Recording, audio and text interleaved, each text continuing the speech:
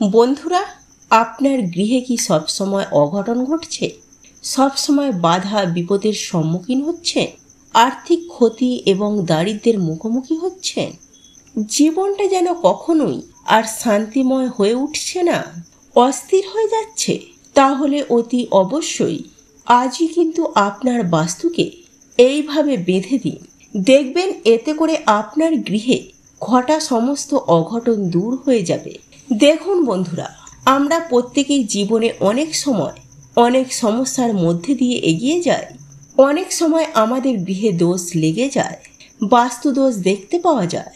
তার ফলে কিন্তু বাস্তুতে বিভিন্ন রকমের সমস্যা সৃষ্টি হয়, অঘটন ঘটতে থাকে, বিপদ আপদ লেগে থাকে এবং আমরা শত চেষ্টা করেও যেন তার থেকে বের হতে পারি না। আমরা প্রত্যেকেই হয়তো কঠোর পরিশ্রম করছি, ঈশ্বরের প্রার্থনা করছি, কিন্তু তারপরেও যেন জীবনটা কেমন একটা ছন্নছাড়া হয়ে যাচ্ছে। সব সময় বাধার সম্মুখীন হচ্ছি, সব সময় অঘটনগুলো আমাদের সাথেই যেন ঘটছে। তো যখন বন্ধুরা এই রকম আপনার জীবনে ঘটবে, তখন কিন্তু অতি অবশ্যই বিশেষ কিছু কর্ম আপনারা পালন করবেন। এই কর্ম যদি আমরা ঠিকভাবে করতে পারি, তাহলে কিন্তু সমস্যা আমাদের ছেড়ে চলে যাবে। আজকের ভিডিওটিতে আমরা আপনাদেরকে জানাতে চলেছি সব সময় অঘটন, বাধা, বিপত্তি ও আর্থিক ক্ষতি দূর করার কয়েকটি সহজ টোটকা। আপনারা যদি এই টোটকাগুলির মধ্যে যে কোনো একটি করতে পারেন, তাহলে আপনারা অনায়াসে এই রকম সমস্যা থেকে তাৎক্ষণিক মুক্তি পাবেন।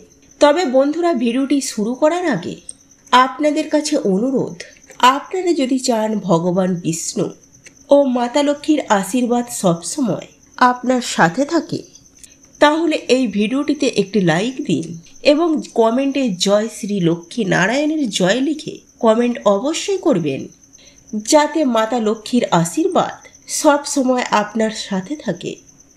দেখুন বন্ধুরা, মানুষের জীবনে অভাব, অনটন, বাধা বিপত্তি, রোগ ব্যাধি ইত্যাদি অনেক কারণে আসতে পারে। প্রথমত, যদি আপনার বাড়িতে বাস্তু দোষ থাকে, তাহলে আপনাকে এই সব সমস্যার সম্মুখীন হতে হয়। এছাড়াও যদি আপনার বাড়িতে নেগেটিভ এনার্জি জমে থাকে, তাহলেও আপনাকে পদে পদে বাধা বিপত্তির সম্মুখীন হতে হবে।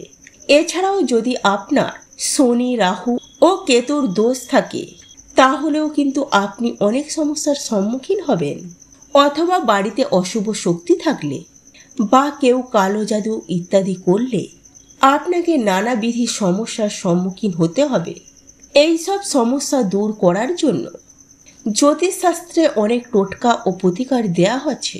এই টোটকা ও প্রতিকার করার পাশাপাশি আপনাকে দৈনন্দিন জীবনে কিছু নিয়ম মেনে চলতে হবে।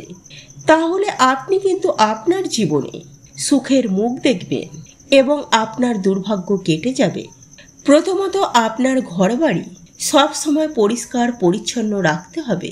কোথাও যেন ধুলো ময়লা না জমে থাকে, সেদিকে খেয়াল অবশ্যই রাখতে হবে। আর ঘরে মাকড়সার জাল একদমই থাকতে দেবেন না। দেখতে পেলেই পরিষ্কার করুন। ঘরের প্রধান দরজার সামনেও পরিষ্কার পরিচ্ছন্ন রাখতে হবে। কোনো নোংরা আবর্জনা বা কোনো কিছু জমিয়ে রাখবেন না। নিজেকেও সবসময় পরিষ্কার পরিচ্ছন্ন রাখুন। সময় মতো নখ, চুল ইত্যাদি কাটুন এবং সর্বদা পরিষ্কার পোশাক পরিধান করুন।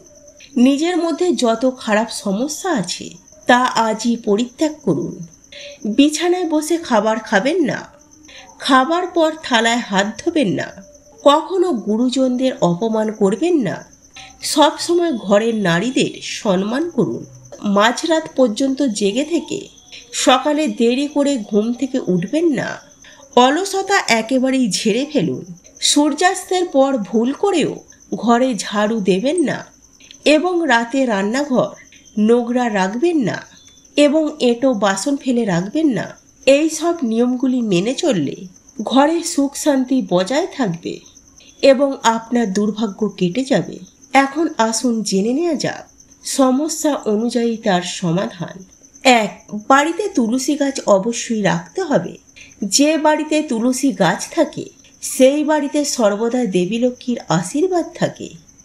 প্রতিদিন সকালে স্নান করার পর তুলসী গাছে জল নিবেদন করুন এবং সন্ধ্যায় তুলসী তলায় প্রদীপ অবশ্যই জ্বালান। এতে করে ঘরে সুখ শান্তি বজায় থাকে এবং মা লক্ষ্মীর আশীর্বাদ পাওয়া যায়। তবে রবিবার ও একাদশীর দিন তুলসী গাছে ভুলেও জল দেবেন না।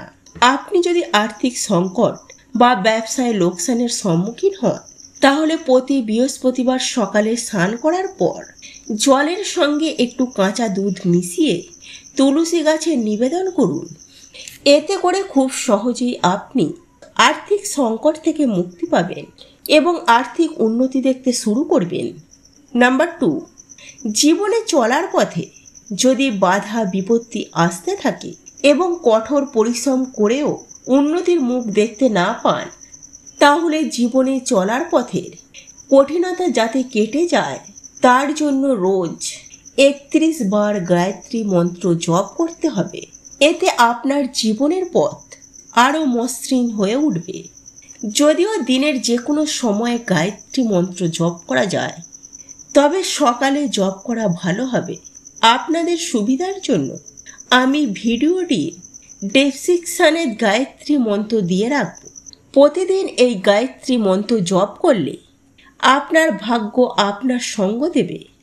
নাম্বার 3, জলে নুন দিয়ে ঘর মুছলে বাড়ির অশুভ শক্তি দূর হয়।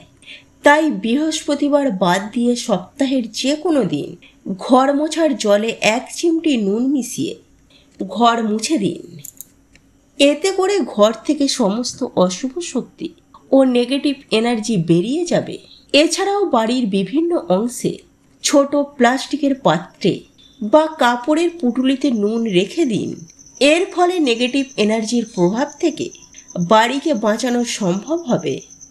এছাড়াও বন্ধুরা, বাড়ির প্রবেশদ্বার দিয়েই শুভ ও অশুভ শক্তি প্রবেশ করে। তাই বাড়ি অথবা কর্মক্ষেত্রের প্রবেশদ্বারে নুন লাল কাপড়ে বেঁধে ঝুলিয়ে দিলে শুভ শক্তি প্রবেশ করে, অশুভ শক্তি প্রবেশ করতে পারে না।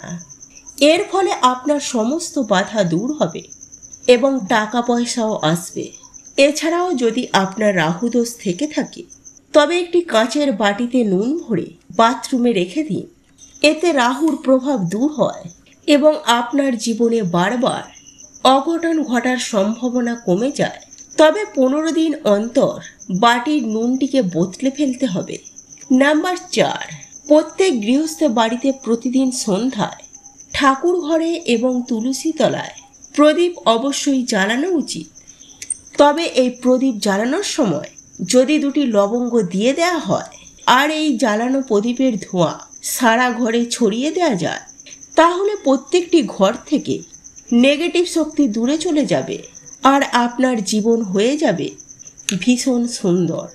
এছাড়াও লবঙ্গ জ্বালানোর ফলে প্রথমেই যে বিষয়টি হয়ে থাকে তা হলো শরীরের ভেতরে এবং ঘরের ভেতরের সমস্ত ব্যাকটেরিয়া নিমিষের মধ্যে উধাও হয়ে যায়, যাতে বাড়িতে বসবাসকারী সদস্যদের রোগ ব্যাধির সম্ভাবনা কমে যায়।